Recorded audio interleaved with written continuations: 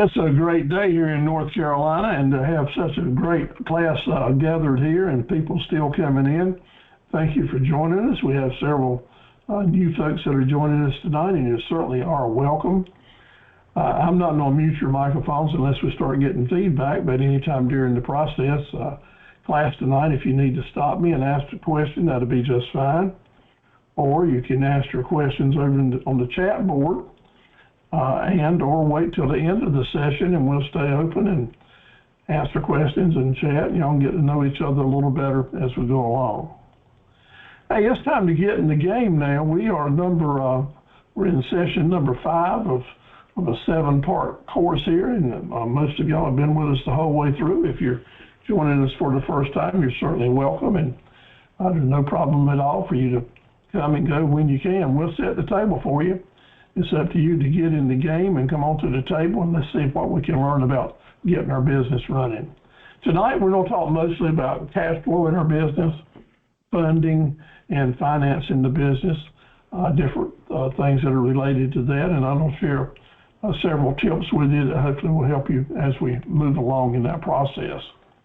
I like to see those arrows going up when it means that we got more cash flow. And I like to see those arrows going up when we have more sales. When that trend goes the other way, we have to get pretty concerned.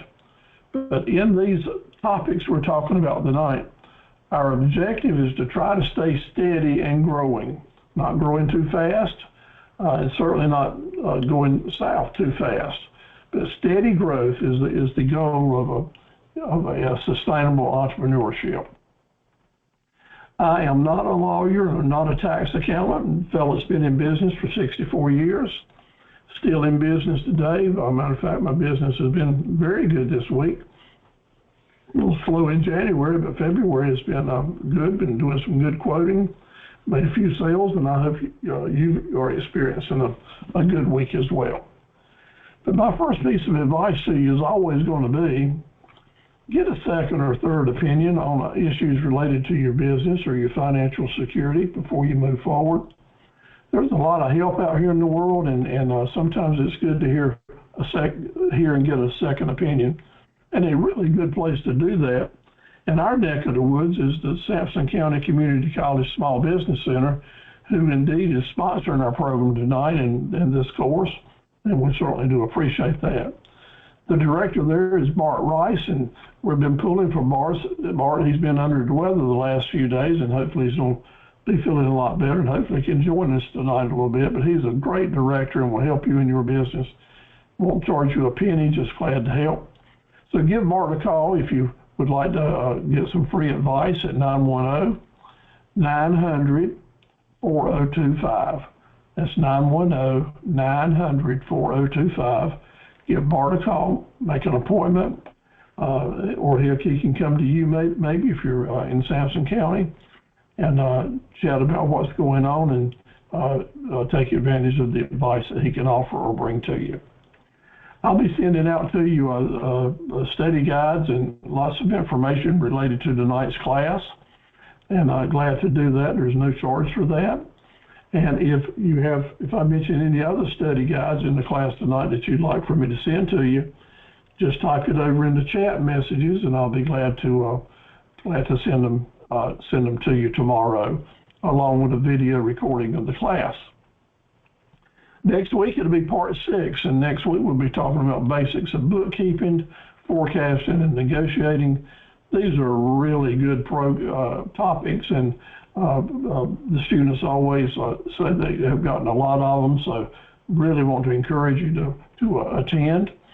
Also next week I'll be sending out the quiz for the course with the answers to give you all a chance to soak that up, so when I send you the quiz without answers, you'll be able to plug in the right answers and get your certificates. Week 7, 2 weeks from now, we'll be talking about the basics of taxes, and it's just right in time for tax season. Record keeping, I'll give you some real good points and tips and secrets on how to close sales. If you had never been there, there's no way you would know them. And part 7, the 7th class is required. You have to attend that 7th class to be eligible to get a a forced graduation certificate along with doing some homework. So I look forward to seeing you. So reserve the next 2 Thursday nights if you can. Then your quiz will come to you. I ask you to fill in the blanks and send it on back to me. Remember, you have to attend 5 of the 7 classes to qualify for the achievement certificate and return the quiz. To qualify for graduation and membership into the academy as an associate member, got some homework that needs to be done, and promise statements to come to you. So look over that homework requirements, and I really do hope every one of you will be able to achieve that. Be proud of yourself, and I'll certainly be proud of you as well. Got another certificate that we have. It's for the extra mile. That's for the folks that just go the extra mile and work and send lots of information in, doing different things, showing that you're really pushing hard to get your business up and running. I'll certainly try to reward you with an extra mile certificate if you can do that. But none of this is take it or leave it. If I'm asking you to do a requirement to earn a certificate that you really want, and the requirement just doesn't fit where you are right now, let me know, and we'll come up with a substitute and figure out a way to help you win those certificates, because we really love to share them with you. It's your choice. You can enjoy the classes, come as you want to, sit back and enjoy, take notes, eat your supper while I'm doing class. That'll be just fine. Or you can take everything I say as seriously as you can and push hard and try to push your business to the next level. We'll be here for you either way. I have a first-in-class award for the one that really seems to be making the most progress, that we'll honor them with an award too. So I'm keeping up with your attendance. Each time I'll list down the folks that have been with us and how many visits they've made, so that if you need to make up some classes, we'll be glad to help you do that as well. So let's give a special thanks to Latoya Matthews. She sent us in a message this past week with pictures of her holding her certificate. She was first in class last fall, and she's moving forward, taking some extra classes. So proud of her, improving her skill levels and certificates so she can better serve her future customers. So congratulations, Latoya. We really appreciate you and all you're doing. Darcy Garcia in Raleigh is working hard to strengthen her, hopefully, new and coming florist business real soon. And she's actually started doing something I hadn't had anyone do before, which was putting on training classes for folks wanting to learn how to do flower arrangements and floral displays. So proud of Darcy for trying that new product. Janae Pope at White Lake has been honored. She's a recent graduate of the Academy, and she's been given the honor of managing and being the director of all the vendor activities at the White Lake Water Festival, and she's really been pushing hard. So if anyone has an interest in going down there and setting up your booth or your food truck or your vendor wagon, ever how you move your product, Janae will be the person to work for, and we'll send you registration forms if you'd like. She came out this week, something new with a white shirt, a white t-shirt. She's starting to promote her activities. So in the Academy, we all try to help each other and share ideas. That's a good looking t-shirt. I like that. Kelly's working hard at her bookkeeping business and starting her tax season.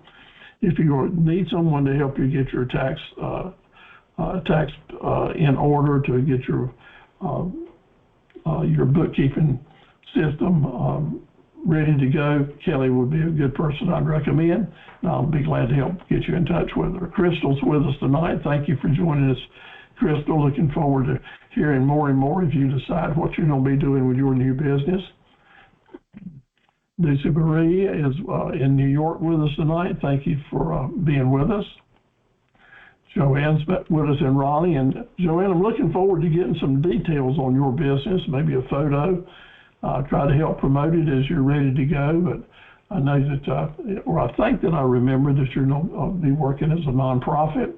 And I was to be doing nonprofit, and I switched it over. I'm doing actually life insurance now. Well, I'm actually Both. Well, that's good. I'm glad to hear that. Drop me a note and give me some details, and I'll help promote it. If you're ready to start selling some life insurance or such as that, we need to know about what you're going to be doing and how folks can get in touch with you. Okay, thank you. Ms. D, thank you for your comments and staying with us and letting us know what you're up to. We're looking forward to getting your business cards and seeing your Facebook activities. So I know that you're busy and working. Thank you so much. Pamela's always with us, and you can count on Pamela to come through this spring with some good things to eat out of her garden. I can't wait to hear what you're going to have to be offering, Pamela. You and your pit bull Sammy. JR, I appreciate the work that you have already done with your mission and vision and promise statements. That was really good work, and looking forward to getting some details how we can start doing business with you. So let me have that when you can. Evelyn's missed a couple of nights, but maybe she can join us later tonight. She's in Greensboro with her transportation business. Sarita's with us tonight, taking maybe a break from babysitting that new grandbaby, or for all we know, you may be holding it. But at any rate, Sarita, we're glad to have you with us tonight. Same for you, Tisha. Thanks for coming on board. And Sarwank, I want to say to you, thank you for the work that you've done and continue to do. You're our leading candidate now as the one being most busy on making things happen. Took our advice and put together some baskets for the holiday season, kind of chimed in for Valentine's. So proud of you. That really needs to be done. And I did see your presentations on Facebook and the other social media. That's really cool the way you're doing your videos to promote those. But what I haven't seen is how much does it cost and how do I go about placing an order? That really needs to be a major part of your presentation. As people see it and like it, right then's the time to get an impulse buyer to place an order with you. So landing pages and looking hook messages are really good, but this is a great idea to be able to put together your baskets. I really like them and look good, and your arrangements. I might want to send my daughters, granddaughters, and wife some of these. So drop me a message tomorrow on if I wanted to do some of these baskets or floral arrangements, how you might be able to help me and actually send them directly to them, and I pay you. I also like I really liked your presentation on your Black History t-shirts and the way you did your videos and your music with them. That's really cool and really good. So congratulations on all that energy and making it happen. So I hope you do well with that. And, Black History Month really seems to be getting a lot of press this year, and I'm so happy to see that. So all of you send those emails and photos to me, your personal photos, your product photos. Start getting keyed in on Google, my business on Google account. Do your videos. Remember to join the Academy now. One of the requirements is you do an introduction video and send it in to us. So get active on that in the next couple of weeks so we can get that certificate for you. Okay, let's move into actually getting started. I sent you an email about 15 minutes ago on something that we had talked about in week 3. But I had an occasion this past week with my webmaster. We started wondering why we were getting more emails on some pages than others from certain parts of the country, and forgot about the work that we had done with the cities and states names. But when we went back, we actually proved to ourselves that when we had the name of a town that's close to a customer, they were more apt to find our web page on the internet through just simply that name being down, the name of their town or the name of their state being at the bottom of the web pages, just hid down in the world of words that no one ever goes and looks at.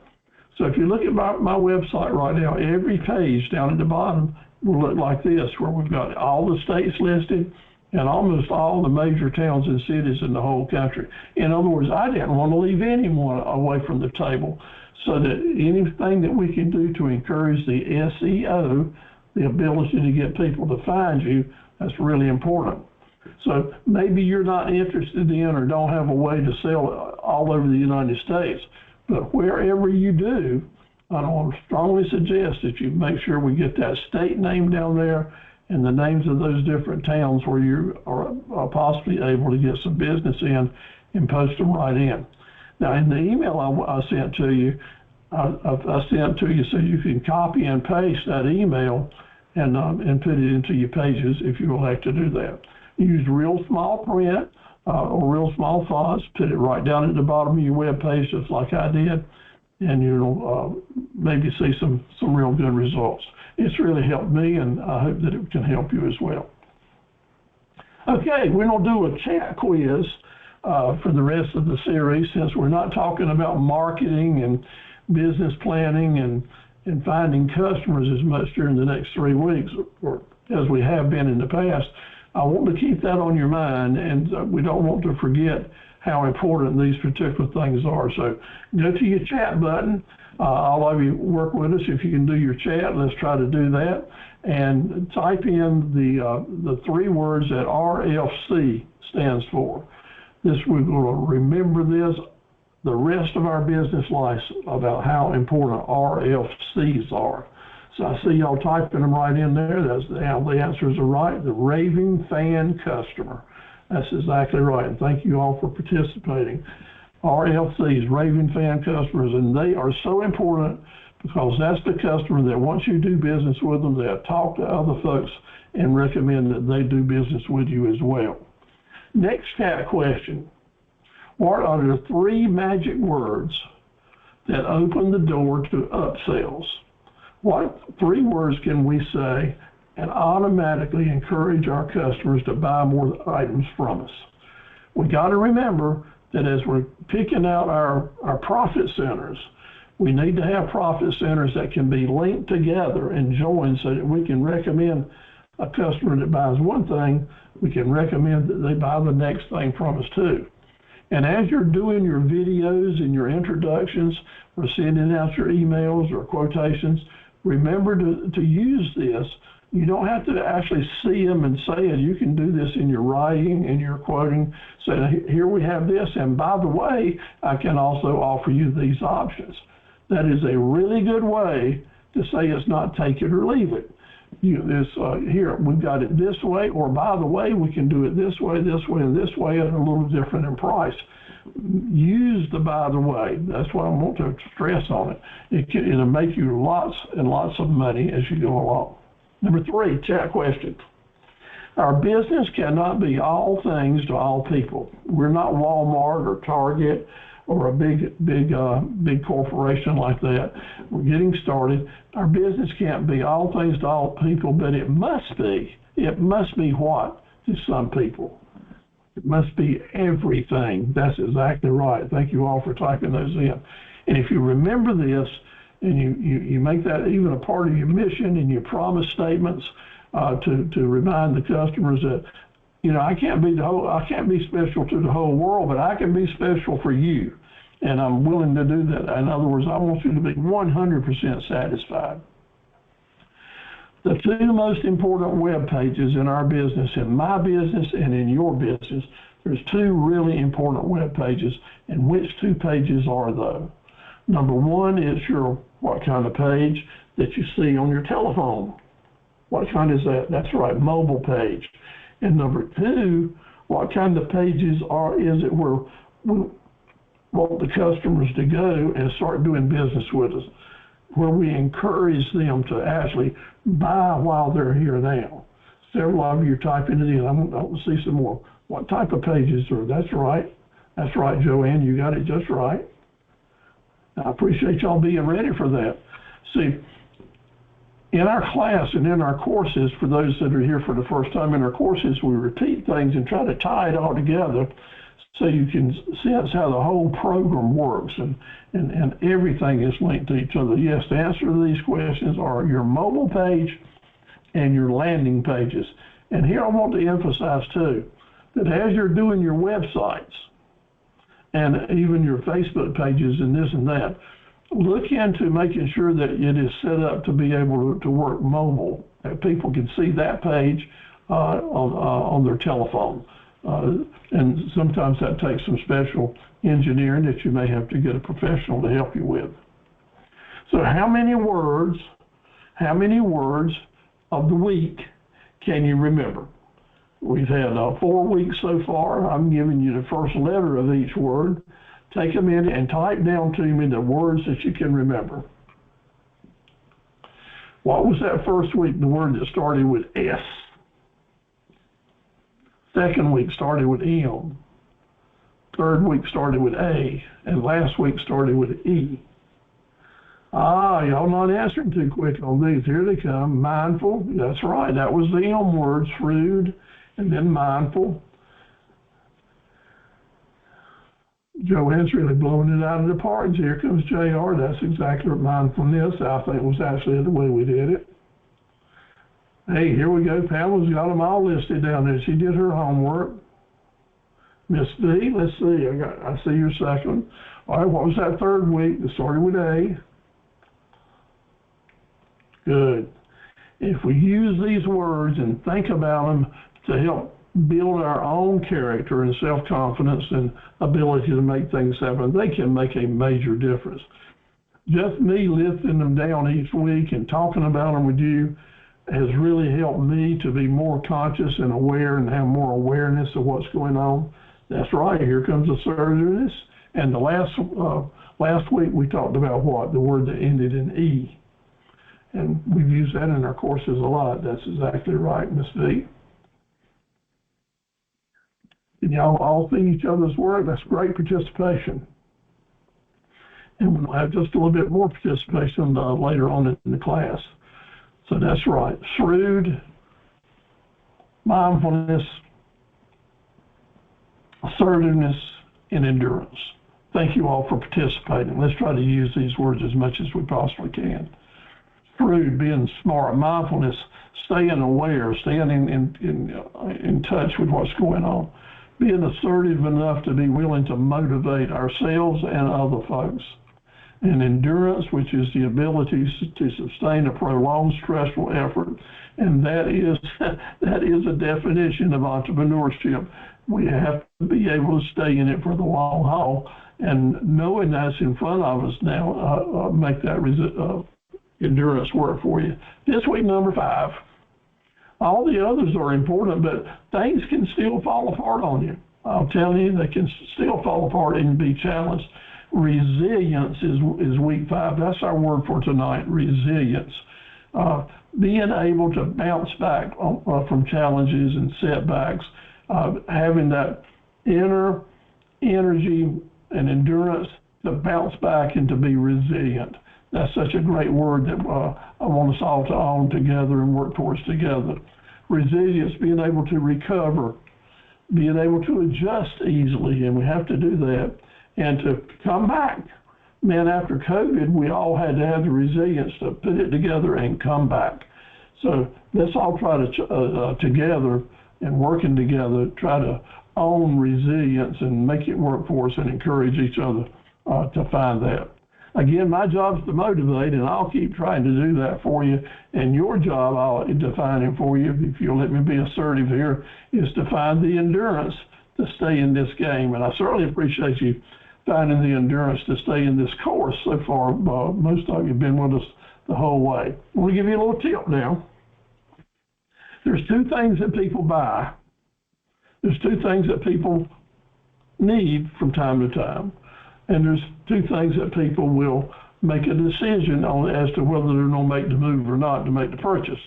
One is items that they want. Man, I really like the looks of that. I kind of feel like I deserve this today. I've been waiting for that and to give myself a present, where I've just walked by and saw this thing, the prettiest thing I've ever seen. I want it.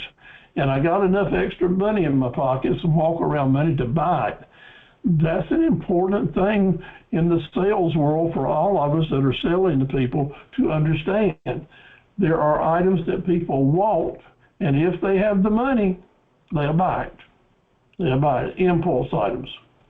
And then there are those things that they need, really need, like gas for the car, like clothes to wear, staying warm, utilities, paying the light bill and the phone bill, milk, eggs, bacon, something to eat, something for a grandchild here and there. And for some folks, the thing that somebody may want, someone else may need.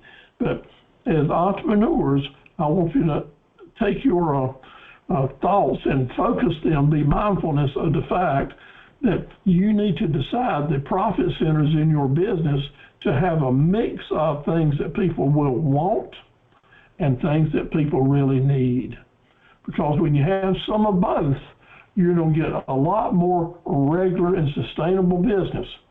The things that people need, they'll buy from you in good times and bad times. So if you've got raving fan customers, good, loyal, raving fan customers that are buying something they need from you, that business is going to keep coming to you. It's just going to keep coming back in good times and bad times, which means you can have a sustainable business. But I also want you to have a good mix in your profit centers to be diversified and have a good mix of things that people want and that they need. But these want items, you'll be able to make more money on those. But you gotta forecast and have them ready to buy and to create upsells to make it happen. So analyze where you're headed with your profit centers and make sure you got a good mix in here. It'll make a world of difference for you. That'll give you that staying power that we want. So let's stop being spectators now. Y'all are starting to move forward. I see 4 or 5 of you that are really making some moves to get out of the stands and to become players. And that's when you're actually starting to become business people and entrepreneurs that are out there in the game. And that's definitely where I want you guys, is in the game. You don't take some risks when you get out here. I take them every day, and you don't make some mistakes, but we're going to try to minimize those so we can move on forward. Tonight we're going to talk about generally cash flow and funding, fundraising, different types of documents that people will put in front of us, or maybe we'll put in front of our customers to create cash flow or credit or to finance our business. So where can we find the money to finance our business? That's kind of the question that a lot of entrepreneurs just getting started, they hadn't given it much thought and say, where can I find this money? Well, there's not been a few places that you'll find it, but we'll try to help you do it. And where is the helping hand? Where is that helping hand that you really need to move forward? Well, I've told you that it's at the small business centers. It could be with coaches like myself to help you find them. But almost always that helping hand that we need is at the end of our own arm. I got 2 helping hands right here, and they're connected right here to myself. And I have to be motivating myself to use them, not be lazy, but to use them to do all I can to make it happen, to move the business forward. But that's not to say that helping hands aren't there other places too, but these are the 2 that's mainly going to see you through in entrepreneurship. But the small business centers, again, whatever it is that you are trying to get to the next step, those directors will be able to help you. And if you don't know how to be in touch with the small business center near you, let me know, and I'll certainly try to help you get there. But all of us are dealt different hands in getting started. Some of us may have had some family members that had some old money that we could use, or maybe our parents are willing to help us a little bit, or some aunts and uncles, or some friends. Maybe if you excuse the statement, we don't have a pot to pee in. And I found myself in that situation from time to time through the years. So our hands are apt to change, like a hand of cards, from a good hand to not so good. My uncle used to say, they changed from chicken salad to chicken something else in a hurry. So I know that. So there's not an answer for everyone. There's not a one size fits all. All of us are in different situations, and I appreciate that. I was so blessed to have a dad who started the business when I was 12 years old, and all I did was follow his lead and just kind of grew into it. I worked my hind end off with him for so many years. We worked hard to keep the business going together. I started at 12 years old, still doing that same business today. but learned a lot. But I really was not born with a silver spoon in my mouth, but I did have a wooden spoon, I guess we would say there, to help get me started. I know so many of my class members and associates in these classes, you maybe not, are starting from scratch and don't have anything to start with, so to speak, except the encouragement that I offer to you, and I'm going to do that. But know that wherever you are, it is taking one step at a time that makes the progress. And that's our goal in these classes and in life, I guess, really. Take it one day at a time, one step at a time, and do the best we can, do it with what we have to work with the hand we have to play. So let's start at it like that. But let me share some facts with you. If you are starting out as a new business owner without money and thinking that you're going to be able to borrow money fairly easily, forget it. There's nothing easy about borrowing money, especially as a startup business without a great credit history. But there are some things to be aware of. There are things like grants that are mainly for, almost 99%, mainly for nonprofit businesses. Those are public funds or funds that are coming from big donors who are willing to share it with the public. And you would write a grant request and apply for grants to fund your business. So that is a possibility, and all nonprofits are funded that way. But you, as an owner, need to learn how to do the grant writing and requesting grant help, and getting organized for that requires a lot of budget work and a lot of planning.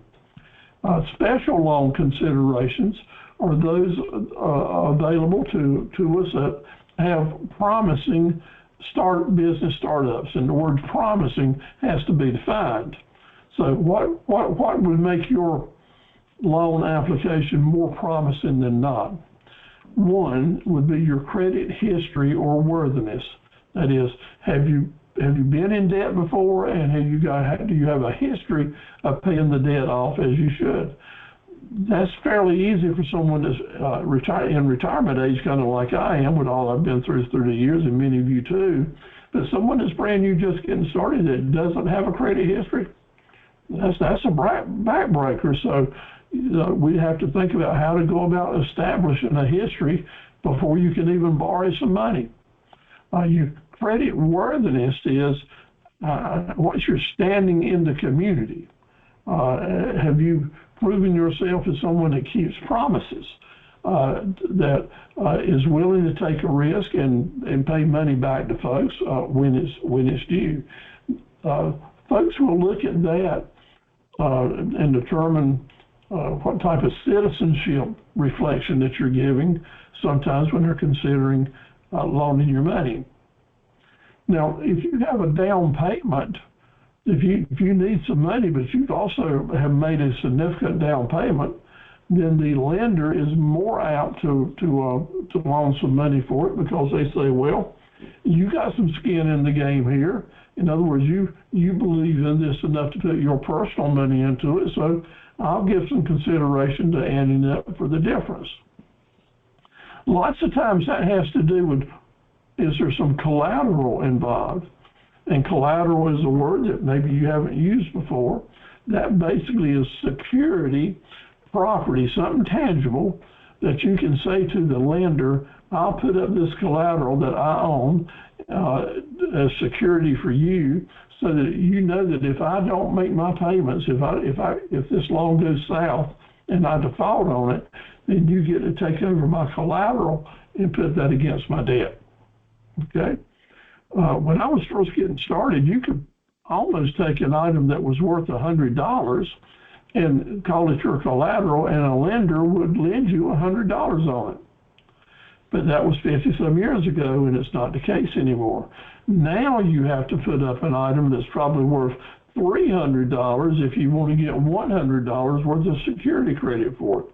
So coming up with collateral sometimes can become a little bit complicated, and you need to weigh that out well in advance before you go make an offer of one kind of collateral or another.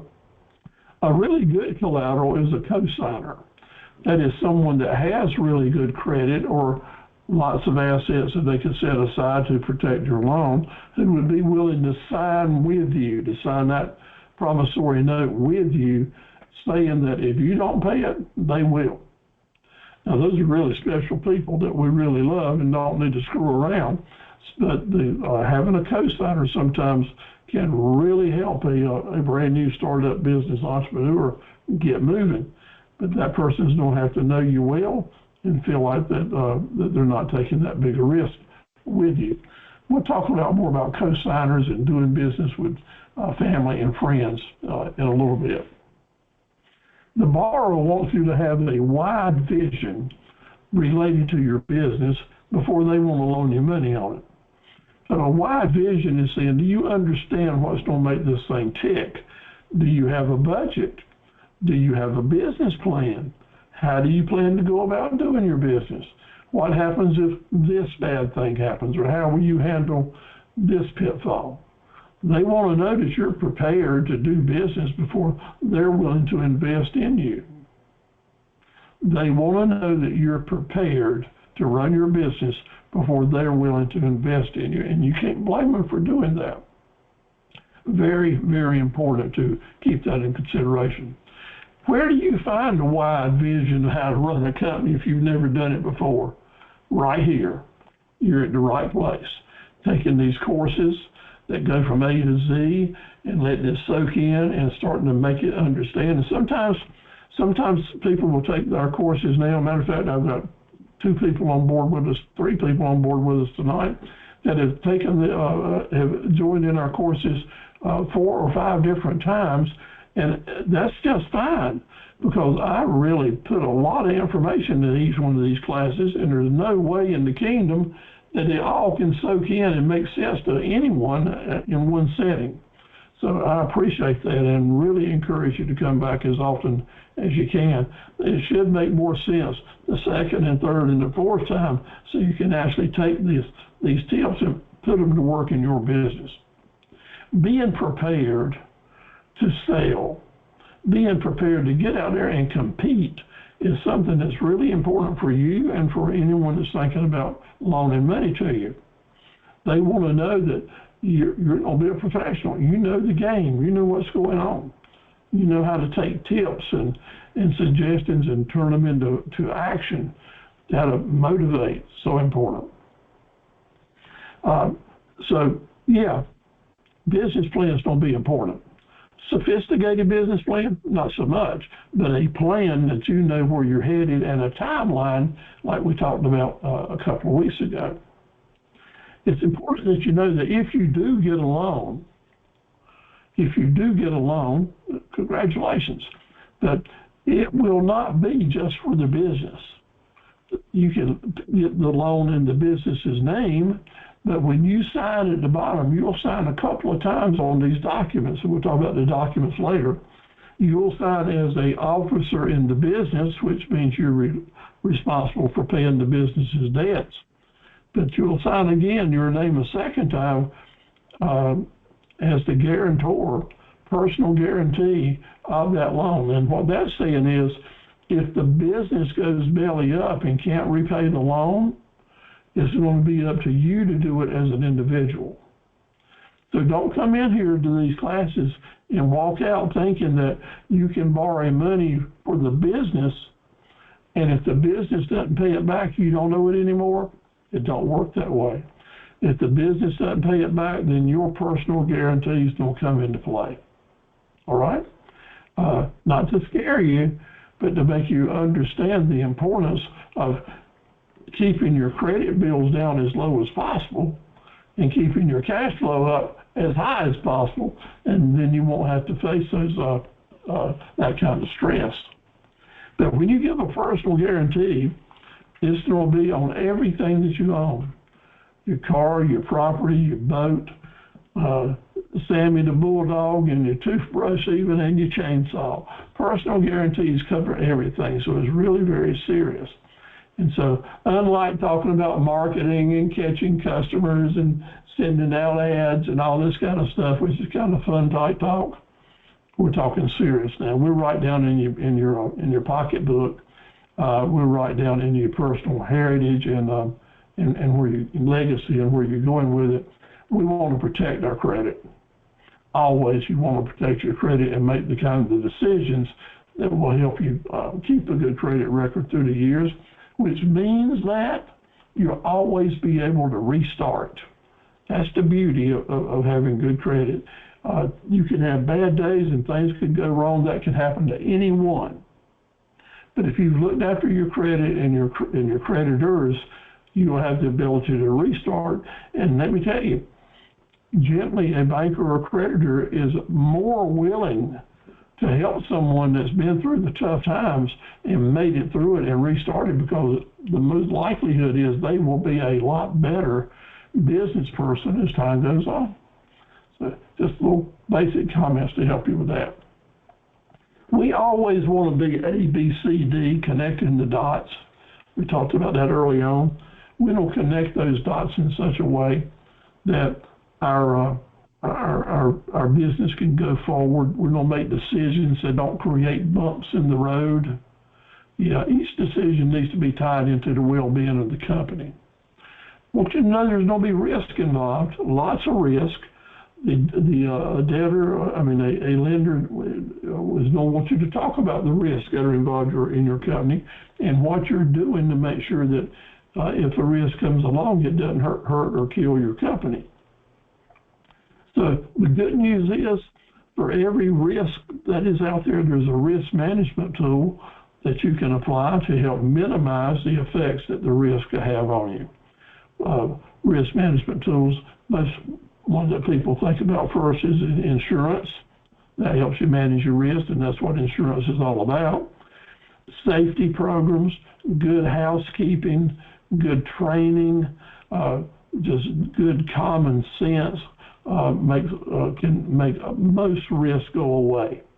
There's some that only good management skills will make go away, like selling to the right customer and product knowledge and things like that. So those exist as well. What are your business skills, and what are the skills that you don't have? The lender will have a conversation with you and kind of feel that out and get that information from you. But before you put yourself in that hot seat, you need to do it yourself. And if you're weak in certain skills, let's come to some webinars and seminars and beef up on them. Having these certificates I've been talking about is not having a piece of paper.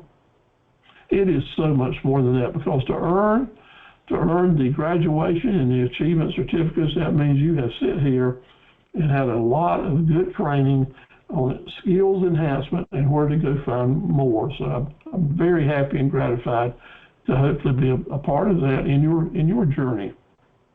So let's put together a good business plan. Let's put together a good budget and a good marketing plan, and you're going to be a lot better off when you're getting started and if you're sitting with a loan officer. It's a good idea, if you know you don't need to go to an institution to borrow money, is to go by your local small business center first and talk to the director about it. They will know which banks or lenders in your specific area that are more likely to help startups. So that's a good place to get information that I don't have, but they will.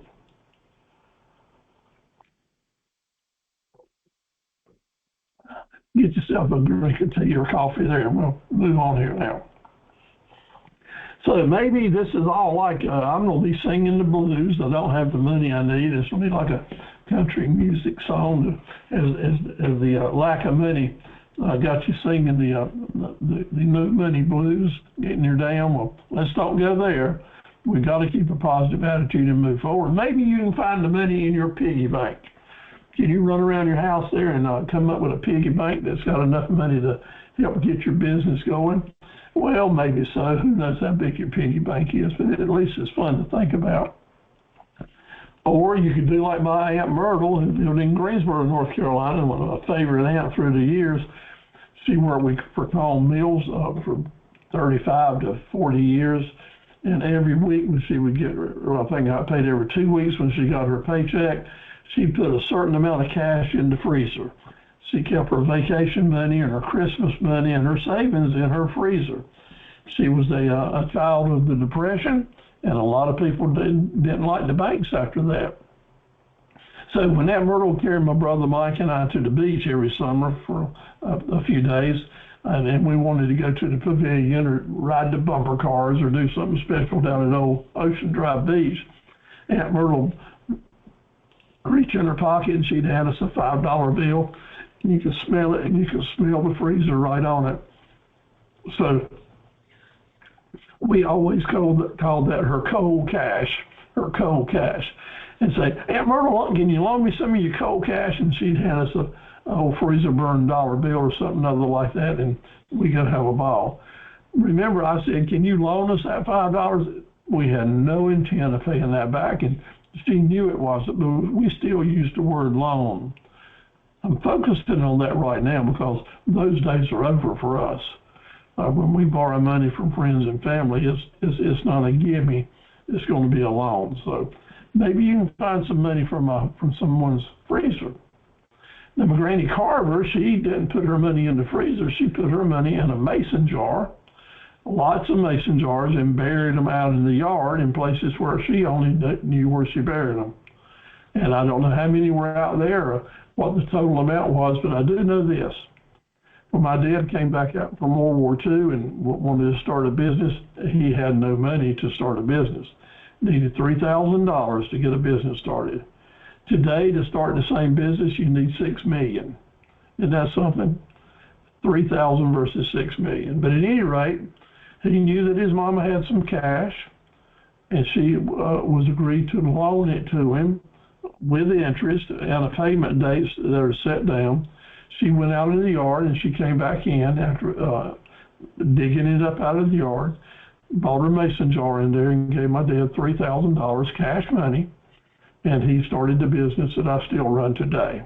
That's quite a legacy in a long time. So maybe you have some relatives or resources that have got money buried in a proverbial mason jar or something like it.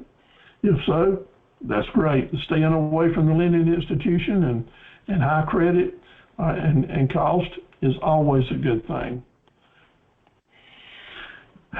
Maybe your treasures are out around the farm, edge of the field, old boats, old trailers, old this and old that. And let me tell you, someone's trash is someone else's treasure, and I have seen no less than 10 or 15 of folks just like you actually find the $2,000 or $3,000 or $4,000 or $5,000 that they needed to start their business by actually selling old stuff.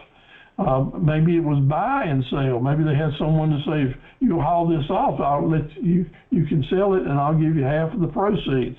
Or sometimes if the family member, somebody loves you, they say, you can take this up, clean it up, carry it off, sell it, and put that cash in your startup business account, and I'll be happy for you.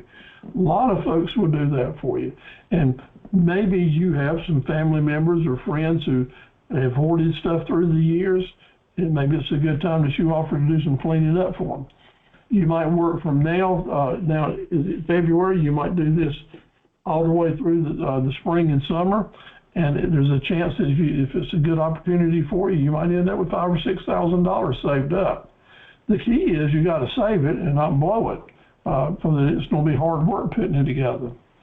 And many times, folks just like you will do some cooking.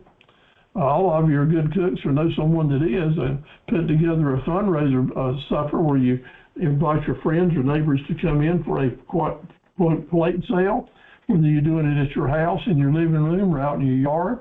Put together that, because let me tell you, almost everyone now goes out on Friday and Saturdays or at Sundays for a meal away from home, and almost always they will spend $8 to $15 per person for a meal.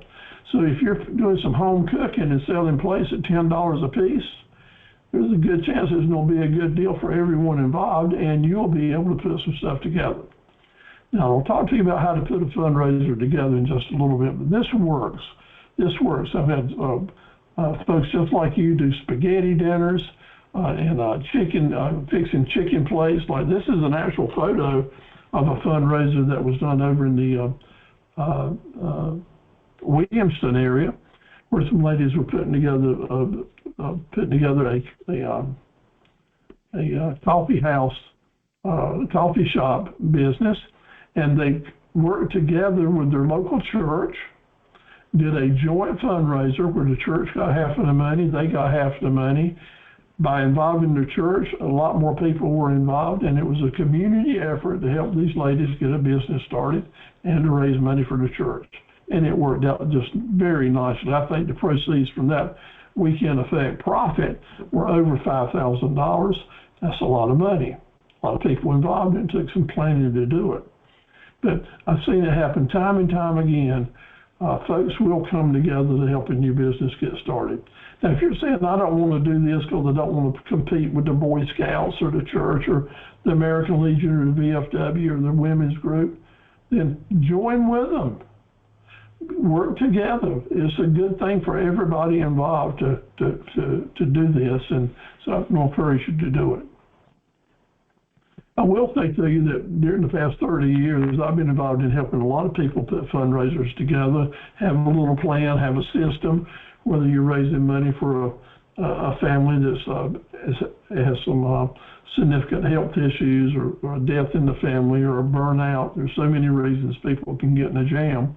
And if you want to help put a fundraiser together, having a plan can really help you, and it can help you doing a business or an event to help individuals like that. But I call my plan the dozen doers, and usually when I organize it, we'd have a meeting. I bring the people involved that are willing to help, and we pick out individuals to do different jobs.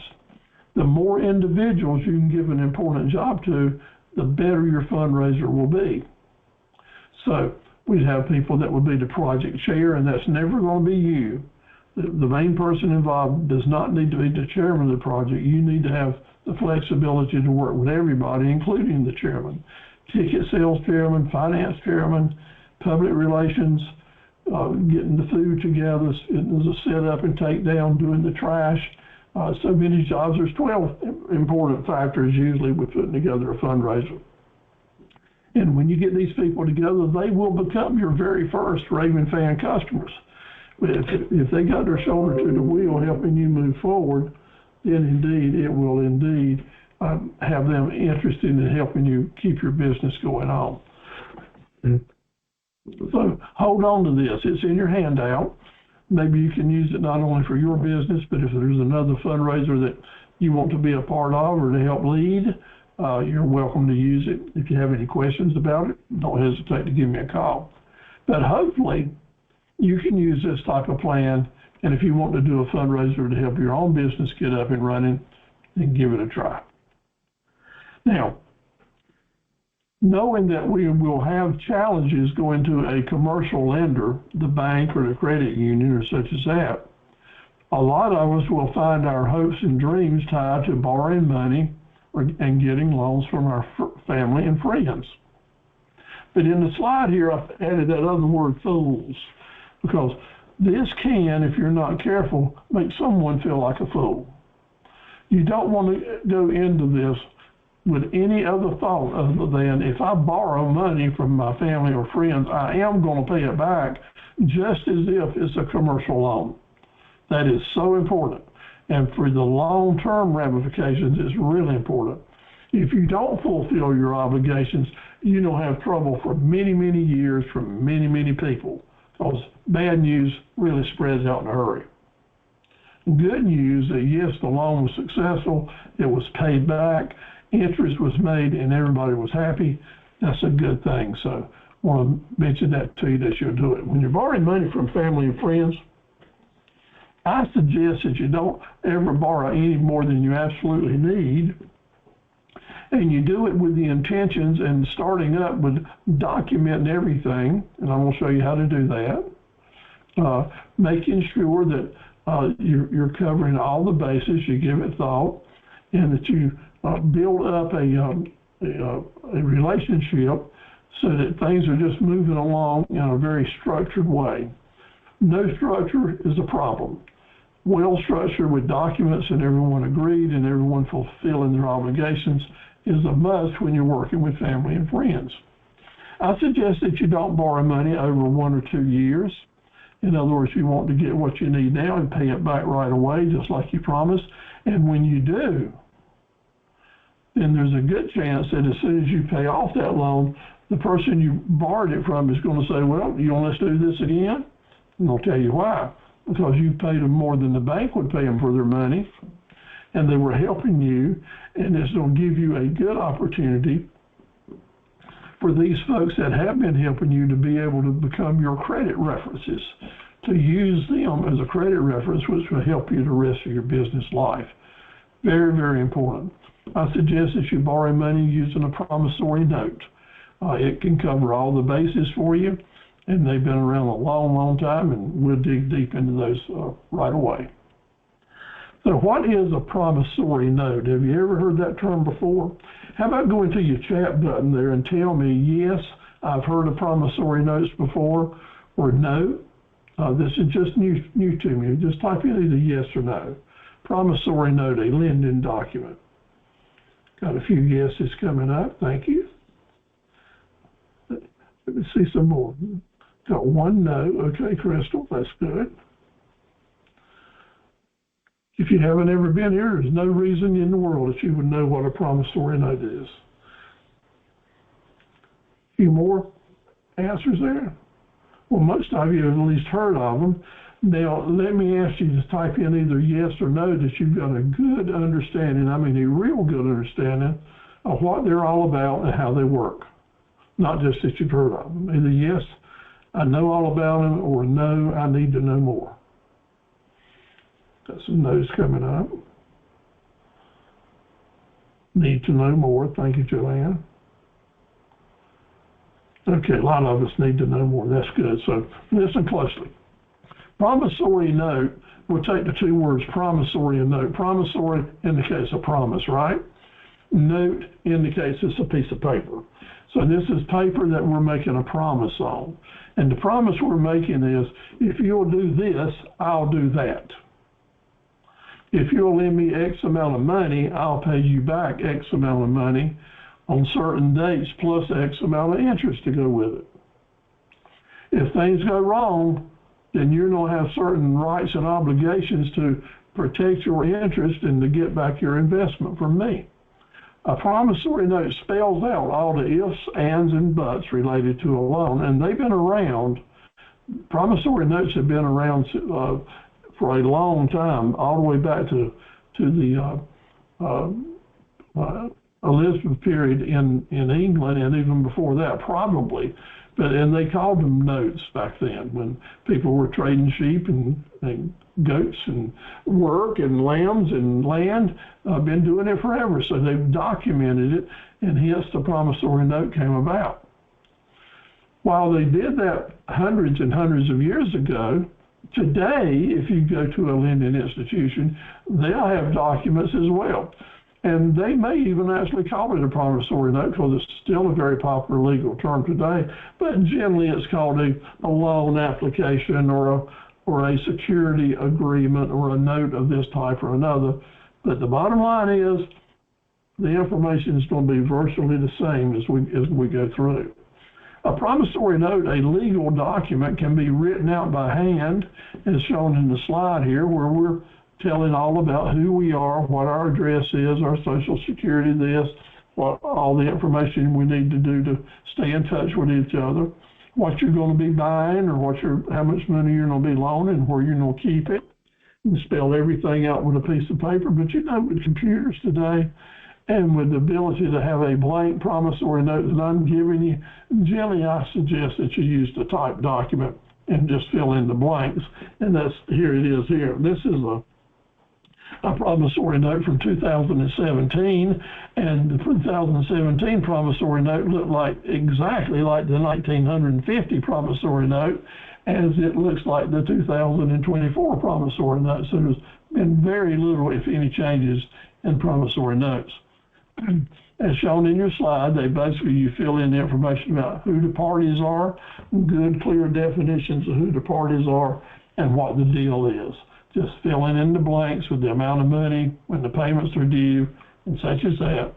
And then there's statements there that if things go wrong, go the wrong way, or in default, who covers the cost and how much it'll be. And a schedule is written down, which means the dates that payments are due and how much they are, and how much interest is going to be paid in the long term. They are signed, and you've got a document that is the basis for lending money. Went through that very quickly. But in your handout, I want you to actually read through the promissory note. Because in business, today you may be using the promissory note to borrow money. Tomorrow in your business, you may be using the promissory note with your customers to loan them money, to do a credit deal of whatever type. They're going to pay you back in payments. Maybe you'll be in the car business and you use car business, you will use a promissory note for that. Maybe you're going to be in the jewelry business and someone wants to do some financing. You'll be using the promissory note. That same day when you go to the bank to make your deposit, you may need to borrow some money of one type or other, and you'll sit down with the banker and he'll put a document in front of you, and it'll be a promissory note. So everything is basically the piece of paper is to spell out what the business transaction is in real clear terms and sign it. Once the signatures are there, you've got a legal document. But now the rest of the story is some documents are a whole lot more legal than other documents. And it's my job as your coach and a fellow that's been there and done that to give you these warnings, to give you these tips, because you can get a lot of surprises in the legal world. Every time a new lawyer comes on board, that means there's a new wrinkle and there's one more person to help a bad client not pay you. So know that you cover all the bases that you can to avoid pitfalls. Hence, we'll have this little conversation. The two signatures on the promissory note indicate that the document, the contract was done. I'll mention to you that when you're doing a legal transaction, it's always good to pass some money. As a matter of fact, some deals in some states and some courts and audiences, if you don't pass some money, then you hadn't done a deal. So sometimes when my deals in my equipment business didn't really require the customer to make a down payment, I would still ask them to give me a $1 bill or a check for $1 just to make it a done deal in case this ever came up in a court or an audience where it was important. So good idea to pass at least some money and document that.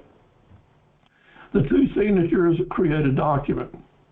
However, if you end up in court where one party or another is disputing or challenging some things that are in that document, and people have a right to do that, then there are a few things that you can do to make your document more legal than otherwise.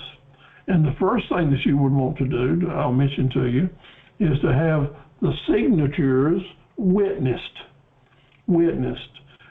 So when someone is witnessing a signature, and I don't ask you after a few statements if you understand fully what I'm saying. If not, I'll say it again. When someone witnesses a signature, they're not saying with their signature or their witness that they understand what's in the document. They understand that it's a good deal or a bad deal or what's being sold or what's being traded. They're just simply witnessing someone sign the document and saying, I'm pretty well satisfied that that is who they say they are.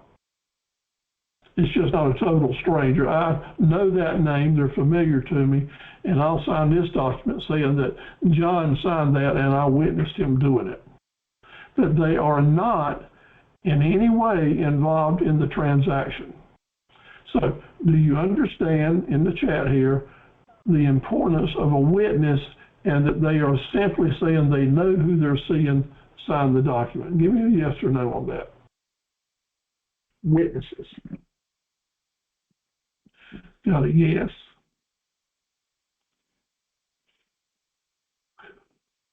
So Wanky, do you need to know more about witnesses or you got that under? She's got it. Okay, good.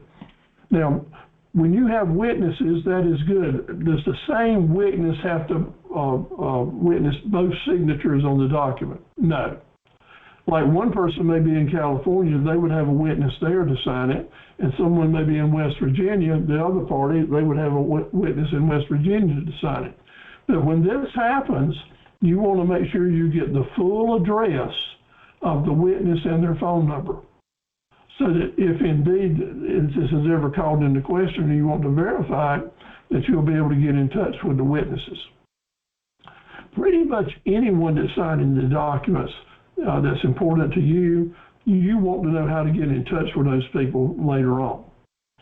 Okay, so you've got the document and you've had it witnessed, but there's another thing now that we can do to this document that makes it about twice as legal as otherwise, that really gives it strength and would discourage someone from challenging on frivolous notes just trying to get out of paying a bill. And that's something that's called getting it notarized. Now, a notary, N-O-T-A-R-Y, a notary public, not republic, a notary public is an officer of the court, an extended officer of the court. They act on behalf of the clerk of the local court in witnessing documents being signed. If you have a notary witness the signatures, there would be very little need to have anyone else witnesses. However, with wills and documents of health care and things like that, sometimes the notary will require that they're present when the witness is signing. But a notary will sign that and then put a seal on it. And that seal is saying that as an officer of the court in North Carolina, I know this individual, they've proven to me who they are, and that's important. They may not know them personally, but they have offered identification, driver's license information, photo IDs to prove who they are before this document can be notarized. And there's some documents that the government will not recognize unless they are notarized. There's generally a fee related to getting a notary to witness your document and to stamp and seal it. That fee, I think generally the maximum in North Carolina, they can charge you something like $15. I'm not sure of that. If one of y'all know what the maximum fee is. Sarita, didn't you recently take a notary class? If you can tell me that, I'd appreciate it. But generally there's a fee related to getting something notarized. Generally, I don't think it'll run more than $15. I'll give you a footnote right here that becoming a notary is a good way to promote your business. It's a good way to meet people, to get them to come to you, to make a little bit of extra walk-around money. And you'll learn a lot in those classes about how business works and how documents work. It costs very little to become a notary. There are classes in each county that go along from time to time, and you can just check with the Secretary of State's website, and they'll give you the details. Is anyone able to give me in the chat board what the current maximum fee is for notary? I'll tell you what, I'll find that out and include it in one of my emails to you or our class next week, because I need to know that now. I think it's just been changed. Okay, getting that notarized means that when someone challenges this document, like before a magistrate or a judge, they may call the notary in to say, yes, that person did sign this, because lots of times they're saying that they didn't sign it, someone else signed it and such as that. That does happen from time to time. But now there's a third thing that you can do that actually makes your document about as legal as it can be from the standpoint of paperwork, if you filled everything in and were honest about it. And it's called perfecting the lien, perfecting your document. And that is when you take your witnessed, notarized document to the clerk of court, where the county that the business transaction was done, and you present your document to the clerk of court, or excuse me, to the register of deeds. They will make a copy of it. They'll record it that so-and-so has recorded a lien on some property, or an agreement of one type or another, or offered collateral of one type or another. And it's recorded into the public records of your county. is recorded under both names of the people that are signing the document. This is generally really important with land transactions, deed work, buying, selling farm equipment or real estate, things like that. Once it goes into the public domain, the Register of Deeds will look at it very carefully and kind of satisfy themselves that this is real, this is a good document. And once it goes into there, generally very, very seldom are documents challenged after they've been registered. But now an important piece of information that most people do not know is that if you are on the end of the transaction where someone is not paying you and you're taking this document to go get your collateral to claim what is owed to you, it is so important that the filing date on your document comes before other filing dates, because the dates that the documents are actually filed in the clerk of court's office means they get paid first. And if there's anything left, it goes to the people that have documents filed later than that date. So doing an important transaction means as soon as it's done, you need to go or have your lawyer go to the clerk of court and get those documents filed. Now, I found that's out the very hard way, and that's important. I assumed, which we all already know can get you in trouble, that attorneys that are handling important document work, that are getting things documented, should indeed include as a part of their attorney service having this document recorded properly so it can stand up in court. But I learned that is not a must. You can't assume that your lawyer is going to do anything. They can be lazy or they can forget to do things that can cost you a lot of money. This happened to old Steve-O one time. Hadn't done business with that lawyer since. Is still a friend, but certainly not anyone I do business with, because he let me down and it cost me a lot of money. If that document is not filed in a timely manner and someone else files one, that someone else will get their money and maybe you won't get a penny. So never take for granted that the lawyer is going to certify and file these documents as are needed, because it can really be important to you. So the importance of taking an important legal document to the to the Register of Deeds in the county where the transaction has been done is really important for every entrepreneur and business person. If you feel like you've got this and understand it, how about just giving me yes, I understand in the chat, or just a yes. If you want me to explain more or ask a question, now's the time to do that.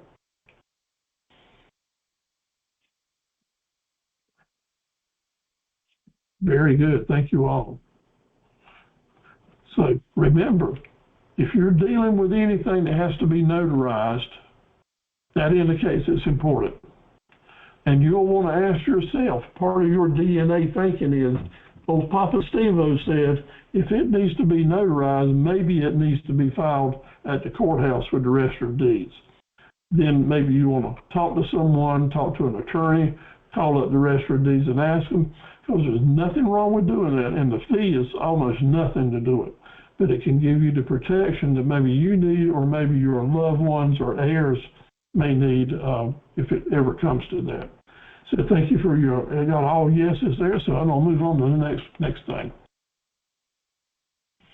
Now, when you loan money to someone, or you're looking for someone to help you get your business started as a partner, when you start adding on partners, you're bringing in all the things that are affected with them. You're bringing in their reputation, you're bringing in their history, you're kind of making what they've done in the past be a reflection on what you may do in the future.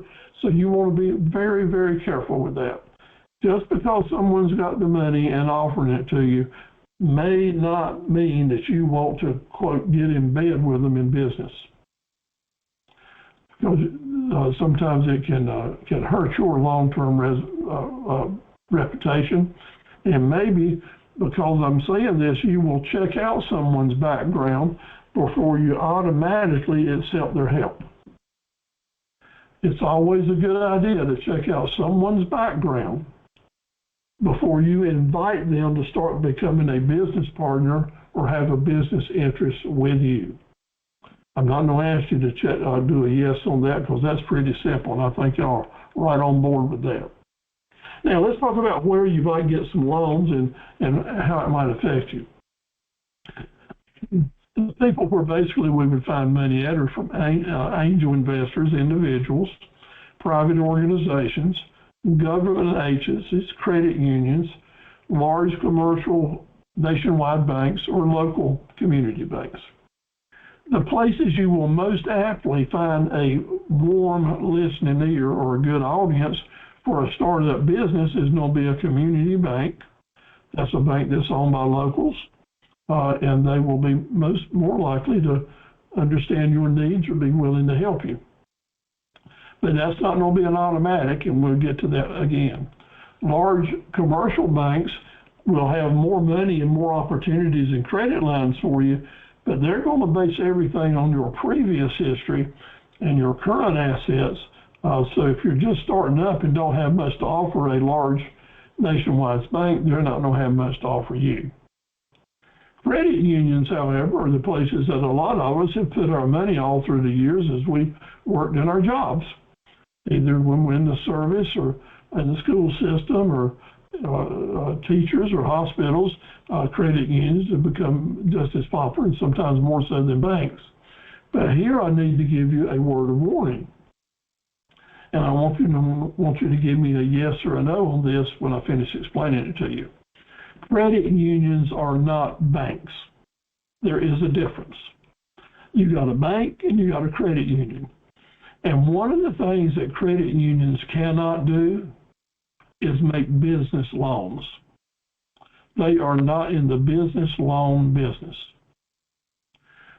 So therefore, if you go into your credit union and tell them you want to borrow some money so you can start your new small business, that person by law is going to have to tell you, no, we can't help you.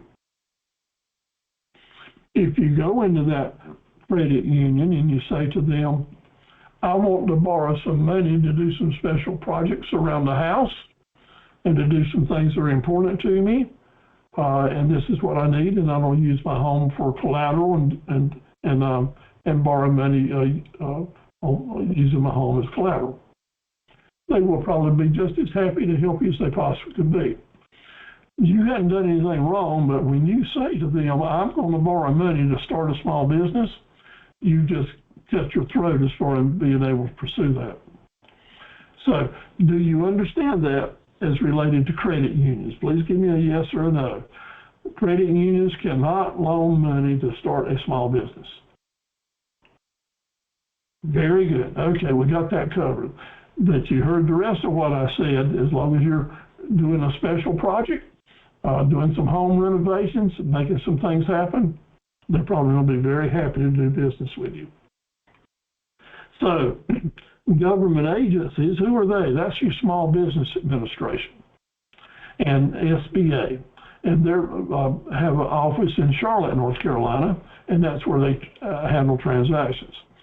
If you are going to the bank to borrow money for your small business, the chances are excellent that they're going to say, well, we can't loan it to you unless you qualify through the SBA. And that's fine. The SBA basically is saying, because they are there to help people start businesses and to maybe guarantee your loan to the bank. So that's one of the things that help a small business person, even a new one, get started. But still, you're going to have the financial status and history to work for them. But here's the word to the wise, and I don't want a yes or a no on this. If you're borrowing money that's going to require an SBA guarantee, similar to if you're borrowing money to buy a house that's going to require a VA loan guarantee, it's going to take a long time for it to go through. SBA and VA loans never happen fast. So it gets people in jams sometimes because they needed to move or they needed to do this, but because they are slow, it is very disappointing. So please say yes or no. I understand that when I'm trying to get money that's going to be guaranteed by the Small Business Administration, there's going to be some extra time involved. It's not going to happen fast. Okay, those are important factors for folks trying to get a business up and running. You may have to do other things to find some money while you're waiting for the SBA to come through. They often come through. They often are denied, but still there's a lot of loans that are based on the SBA, but generally they never go through the first time and it has to be reworked and you're involved in 6 months to a year's time before things happen. Private organizations are not that problematic. Each one of the small business centers knows private organizations like the committees of 100 in different towns that are dedicated to help businesses go into new buildings and get started. They're not really aimed at startup businesses, but indeed they will help them from time to time. Now, right here in Dunn, North Carolina, we have a committee of 100 in Dunn, and the committee of 100 means a committee of 100 local folks have put their money in a certain savings account to promote local business. And these committees are generally run by, or at least a major part of their leadership comes through your small business centers.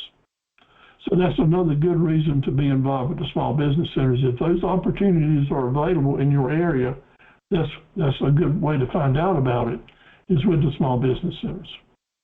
Now, lastly, we'll talk about the non-institutional lender.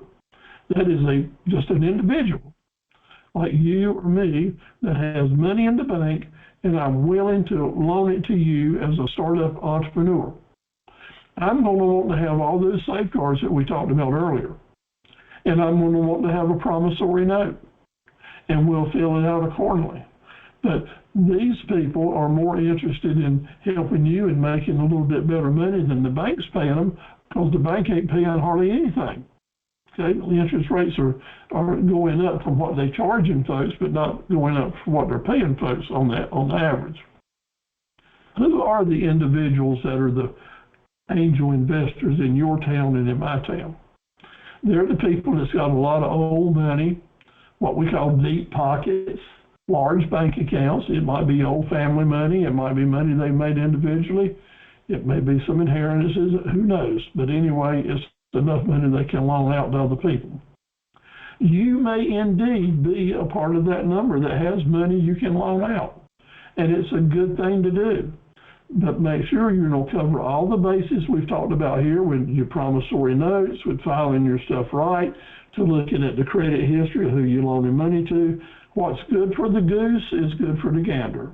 What's good for the lender is good for the borrower. So all this applies, and indeed someday that may be the business you're in, is loaning money. And if so, it's a good business to be in.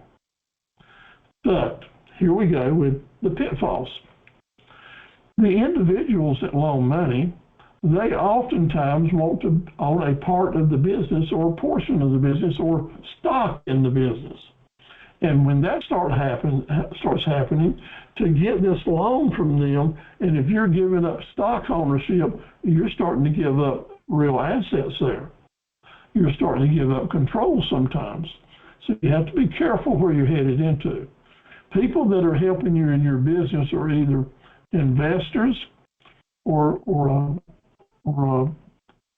partners. Investors are due something. They're due that promissory note, a date when they're going to get their money back, and ands, if, and buts if things don't work out right, which are spelled out in the promissory note. Partners, on the other hand, they are indeed wanting to do something different.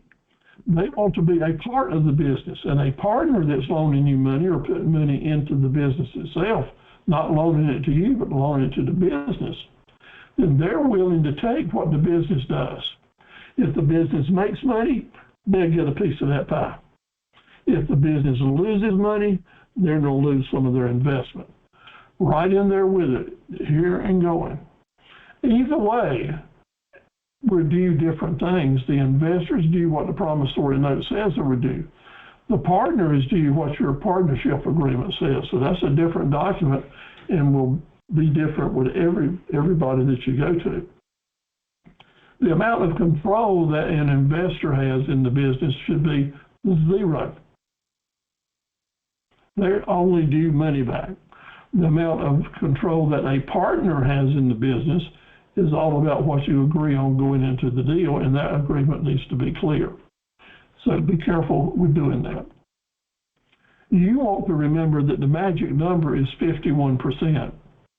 If you get into the habit or get into the position where you're giving ownership or stock ownership of your business away for money folks are loaning to you or giving to you, you must always remember to hold on to at least 51% of the stock or the controlling interest.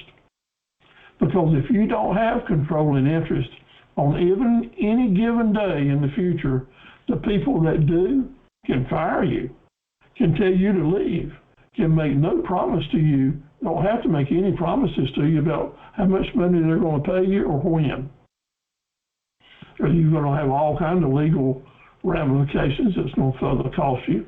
So never, ever, unless you absolutely have to, and I hope that day doesn't come, give up more than 51% of your stock and ownership and control of your business. That is a big deal. So yes or no, please, are you ever, unless you absolutely have to, nor relinquish more than 51% of your business to other people? And I want you to type in no, I'm going to try to hang on to 51%. Okay, that's great. An example is you might have 3 people that you really want to help you in your business. And you'll say to Sally, I want you to come and manage my business, and I'll give you 20% of the stock. And Jimmy, I want you to come and run my shop, my repair business, and I'll give you 20% of the stock. And Steve-O, you come on and join me for 20% of the stock, and you run my sales campaign. And I don't have a great business, 3 people that really are great at what they're doing. They'll bring that automatic business, and we're going to rock and roll and make a lot of money. Well, down the road a few months, those 3 people were sitting around having a cup of coffee and saying, you know, if we put our ducks together here, we can fire so-and-so because they only have 40% of the business. We've got 20. That's 60%. So we can run them off. And that happens, my friends, from time to time in different ways, different categories. But when you're maintaining 51% of the ownership of your business, that's not going to go away. But in reality, I know that sometimes a mother and a daughter or a father and a son or 2 friends will get together and say, let's start a business and it's going to be 50-50. If it's not 50-50, we're not going to do it. Both of them don't want to push the other one out of control, but don't want to give them control either. So we're going to keep it at 50-50 and everything's going to be fine. Well, listen to the old fellow that's been around. It always goes south. At some point in time, every 50-50 relationship gets in a stress situation and negatives start happening. One person will die and their heirs want to divvy up the other part. Something will go wrong with someone's health, and that one person will try to take advantage of the other and get their stock at a giveaway price. Things happen like that in 50-50 deals, whether it's father, son, mother, daughter, husband, wife, brother. So there are a few things that you can do to lessen the damage. So I want you to listen closely. In a 50-50 deal, one thing that you can do is say, in writing and certified and notarized and documented at the courthouse, I will never sell my stock to anyone else, any part of it, unless I give you first option. Okay? In other words, I'm going to at least give you first option to buy it. Number 2, I will never make you an offer for your stock that I wouldn't be willing to take myself. Yeah. What that does, it keeps someone from taking advantage of another person that's having some really bad things happening to them, and they're trying to steal basically for a bottom dollar price from them. Those two factors will really help calm the waters, provided they're in writing, okay? And their heirs will have to abide by those agreements as well. That needs to be written in there. So, yes or no, give me a yes if you understand the two things you can do in a 50-50 stock relationship to lessen the damages if things go wrong. One, always offer to the other party before you sell to someone else. And two, don't make me an offer you're not willing to take for yourself. Give me some yeses if you understand that. Outstanding. Y'all are doing a great job. You get 100%. Thank you so much. That's life's lessons. Not very exciting, not very fun, not very colorful, but very, very important. Now some good news. Let's say you're starting a business that you're going to really have to buy some equipment. Pamela, you're going to get your farm up and running, need some stuff. You need a tractor, or you need a delivery truck, or you need a trailer. You need some items that are important. Or, let's say, Tisha, you need a new sewing machine or a monogramming machine. Well, the good news is that the people that sell these items, there's a good chance they have finance plans. And if your vendor can finance it for you, that means you don't have to be going to the bank. Their rates may be higher. They may have a little bit of this and that. You can check all that out. But there's a good chance that if you're just getting started and you can make a down payment, that the vendor will finance it for you and use the item they're financing as collateral. That is really important for a new startup business. Also, in the same token, be a backhoe or a tractor or something like that, there may be lease to own, rent to own plans you can take advantage of, where you can basically guarantee to rent it for a year or 3 years, and not at a lower rate than financing it. But the advantage of it is you'll be able to write off rental, as we'll talk about this in week 7. You'll be able to write off the rental and the lease payments as tax deductible items, which can really help you tax-wise if you're in a situation where you've got really good profits coming in. That can help reduce that. Now remember that I said rent or rent to own, because rent to own gives you a whole lot of really nice advantages in that a large portion of your rent can go towards the purchase price without you making the purchase obligation for a long-term debt. So keep that in mind, and that can really help you as well. How can I put some money together before I actually do the deal? Well, if you're into a type of business that you can do pre-sales, that is, you can go ahead and work arrangements with your potential customers or your customers where they pay you now and you deliver later, that can really help us get started in business. Whereas you can use their money to buy items, to buy the stuff you're going to sell to them, to do what you need to do now, and then deliver the products to them later. That is quite helpful. I've used that a lot in my business through the years. I had to deal with customers that I trusted and that trusted me, and we had good promissory note type documents to back it up. But it's a good way to get your business started with pre-sales of products that you're going to be selling. Next. Now, after you're open, cash flow is going to be the key.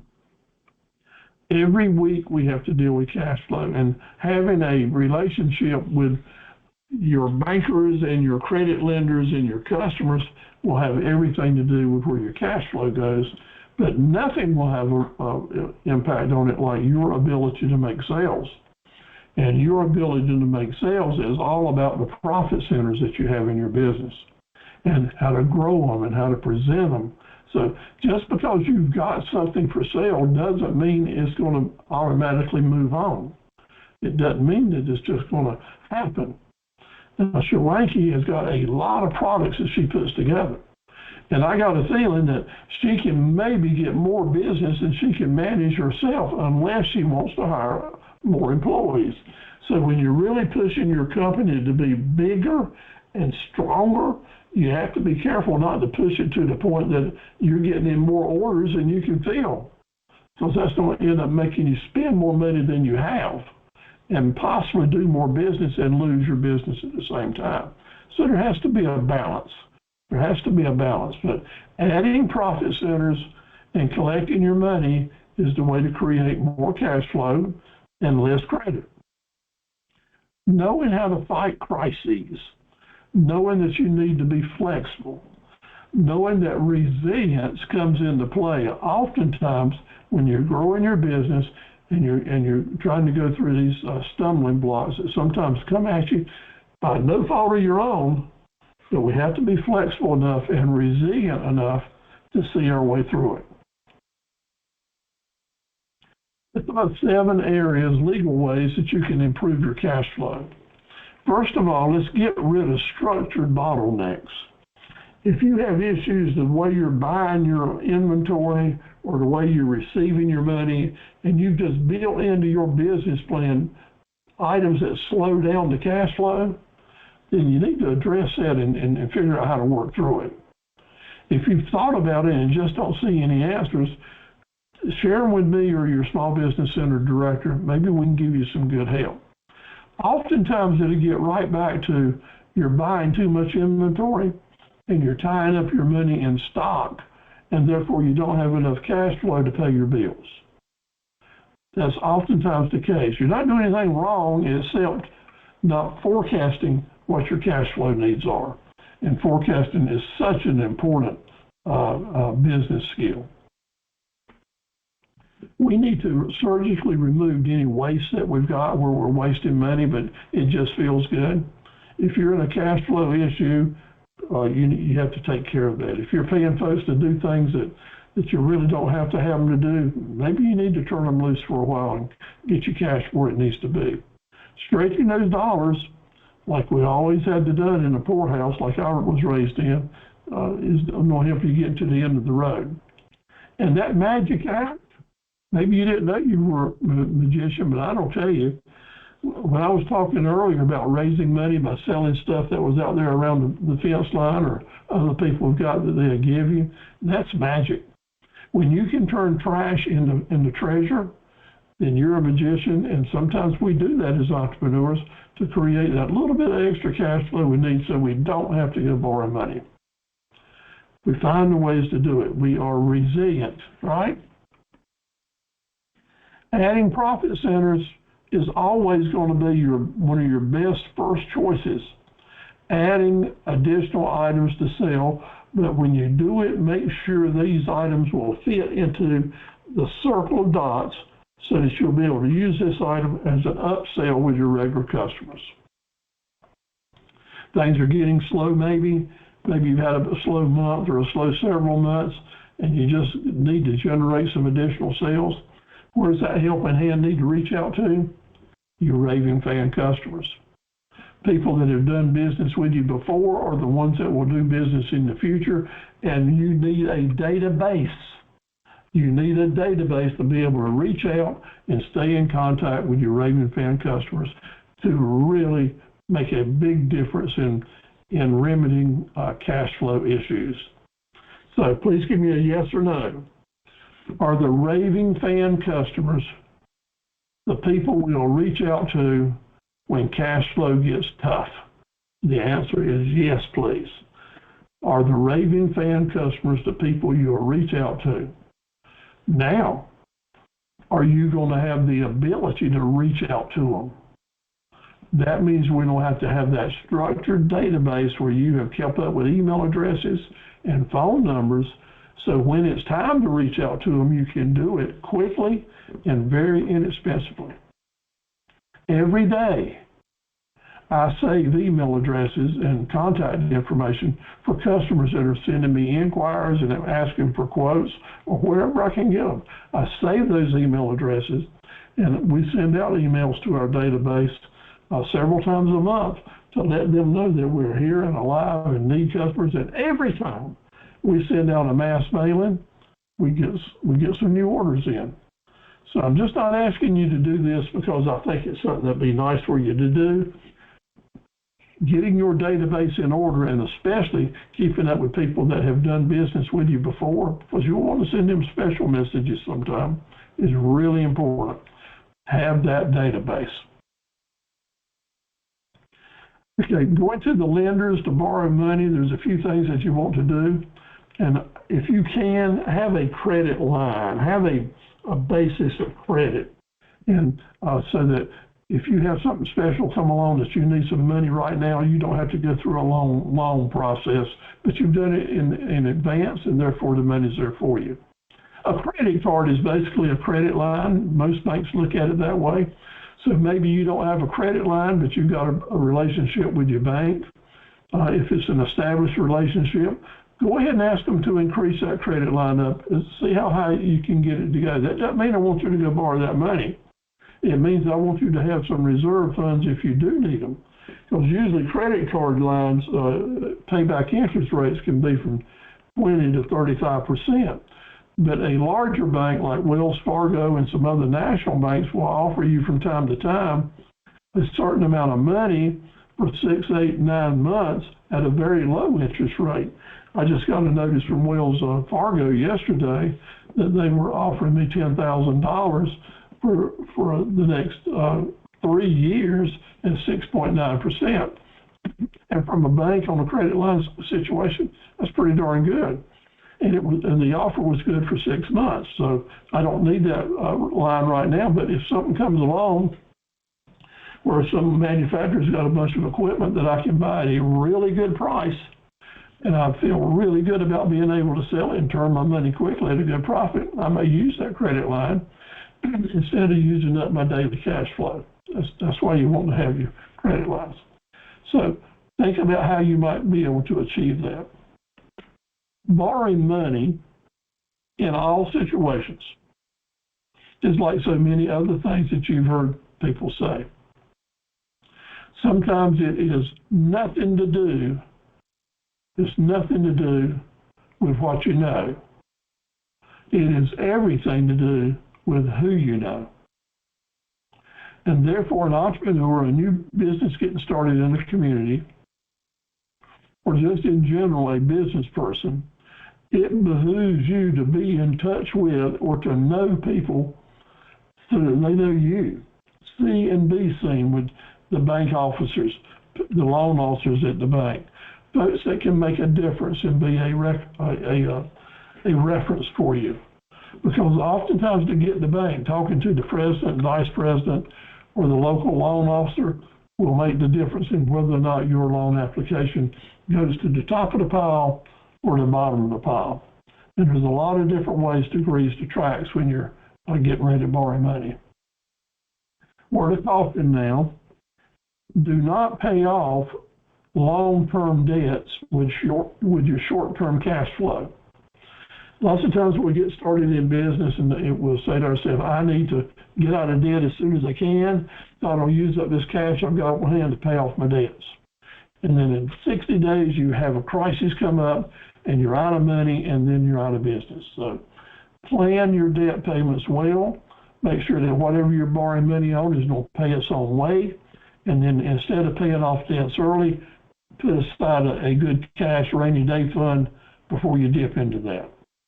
Let's do all we can to get our sales up and keep our credit down. Do all that you can to create more sales, add profit centers, turn hobbies into businesses. I've seen so many people take their pet businesses and turn hobbies into them. I use chainsaw art to make figurines and not go into debt, but make a lot more money by using the assets they have. Using private label marketing is a good way to increase your cash flow. Use your exercise skills or things that you enjoy doing, train other people or be a coach, make some money doing it. Even cooking sometimes can really help out. But remember, You're going to catch fish only when you put that fresh bait out there and putting that fresh bait to your target marketing groups that we talked about in week 3. Send your messages to the right customers that are more likely to buy from you. Remember the 3 words, and y'all did well with them tonight. By the way, this will help us go for it. So let's bring it in for a landing. I want you to be a player. I want you to feel good about getting started and getting in the game. I hadn't said this before, but it's time to say it now. As you're starting the marketing, and a lot of you are doing that, especially Sarika's getting into it, and JR's getting ready to. Pamela, it's your time of year. Promote yourself. There's no one else out here in the world except me, maybe, that's going to promote you right now.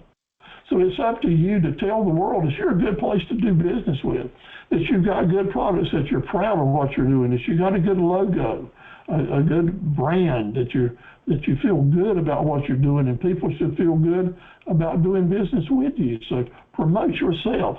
Your enemies and your competitors are not going to promote you and your product and your business. It's up to you. It's up to you. So that's why I'm asking you to send me information that I can help show you how with the Academy here, and then you can take that, duplicate it on Facebook and other places to get your plan started. Promote yourself. Tell people that you're a great place to do business.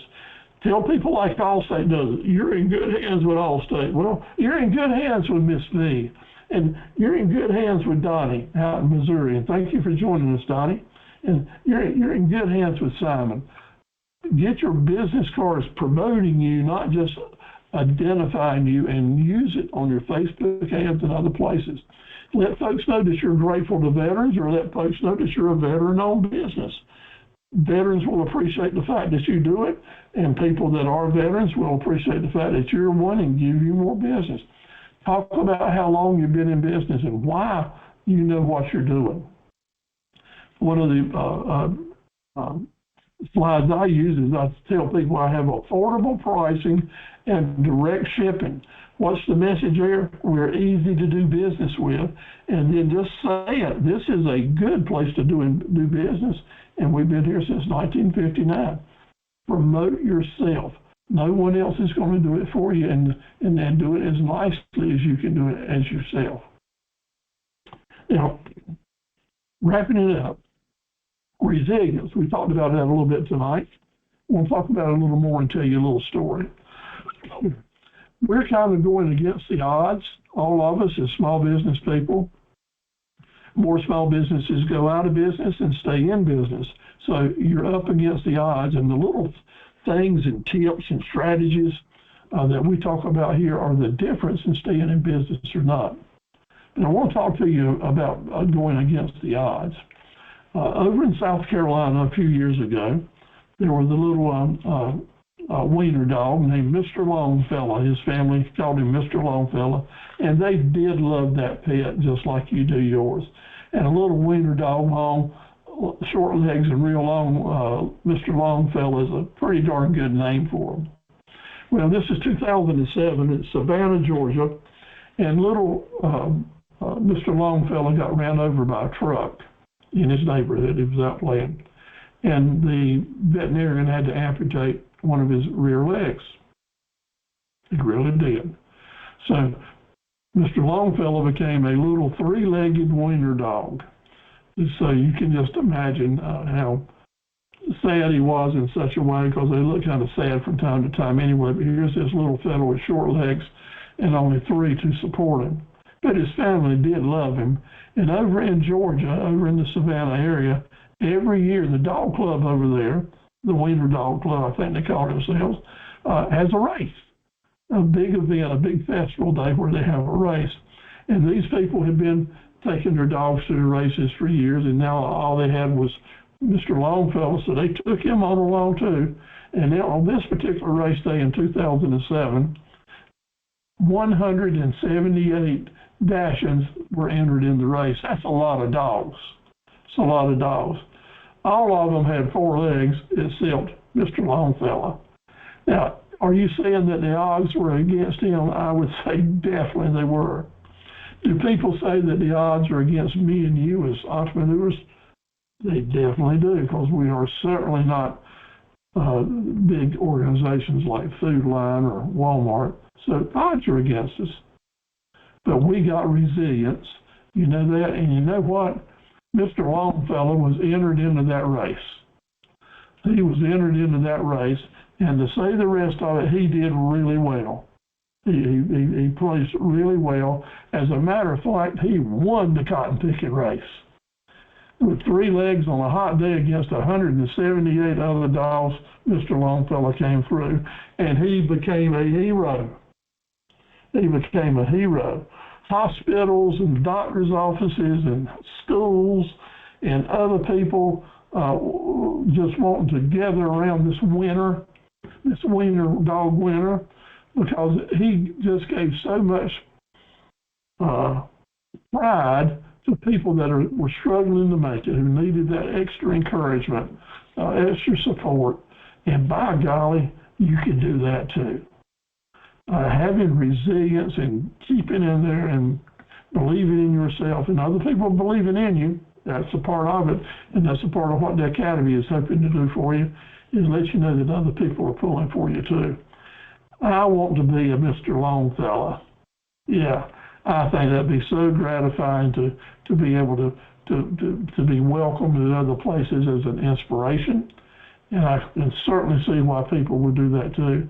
And now I'll say, and so serious, you all are inspirations to me, because I know how challenging it is to find the endurance to stay in there. So you can look, can be documented on Google.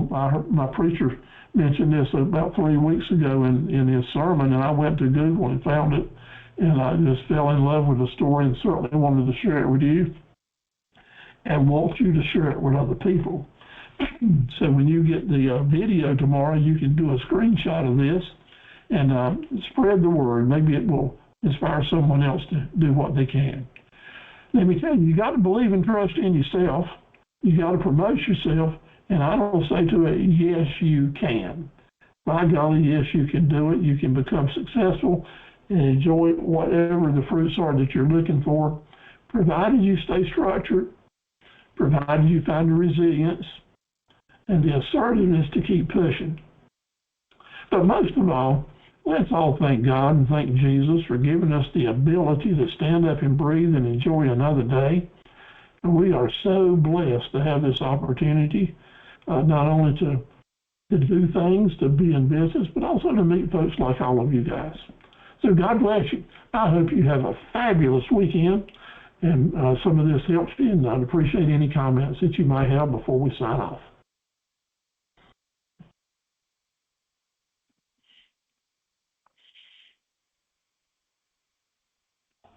Love to hear from you. Yes, you are correct. So this is Joanne. You are definitely correct that resilience is definitely needed, because you know of those days, especially when you're trying something new and you know, you're looking for encouragement and everywhere you go, basically looking at videos, listening to one and that one, but you know, you just gotta believe in yourself and trust yourself. Just like you said, and I just keep reminding myself and having to say that to myself, just keep going, it's going to happen, it's going to happen. Amen, Joanne. Thank you so much. None of us can make it happen right by ourselves. All of us need some encouragement, right? That's the way it works. Okay, can I have a comment from anyone else? Again, Crystal, it's mighty good. I'm probably in and out. I got the baby. Good for you. Nothing can be more rewarding than to hold your new grandbaby. I'm so happy for you. Thank you. Hope to see you soon. Maybe we can have a lunch down in Clinton or something. Yeah, probably like a Saturday or Sunday. Yeah, sounds nice. I hear you. All right. I hope y'all enjoyed the presentation tonight. I know I didn't have really happy subjects to talk about, but important subjects that can make a major difference. So try to review your notes and such as that, ask questions. Let me know if I can help you in any way. So let me say to all of you, good night. God bless you and your family and your business, and have a great weekend. And I hope the team that you're pulling for at the Super Bowl wins. I like both teams, so I don't pull for Taylor Swift. How about that? Good night. Good night, everybody. Good night. Good night.